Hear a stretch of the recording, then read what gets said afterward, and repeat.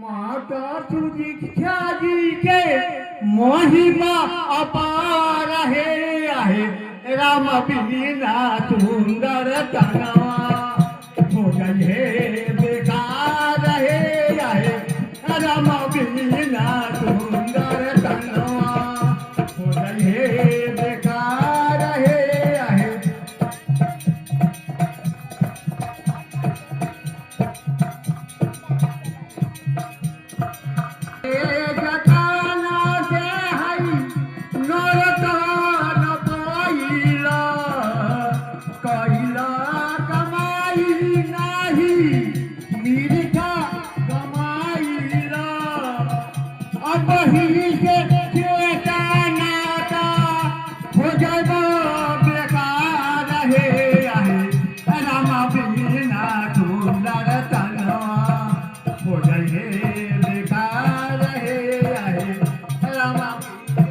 सुंदर तनवा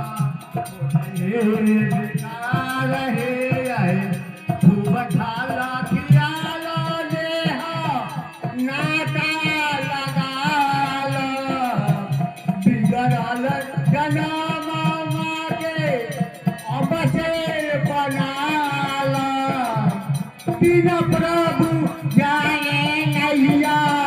तू भी हम गधा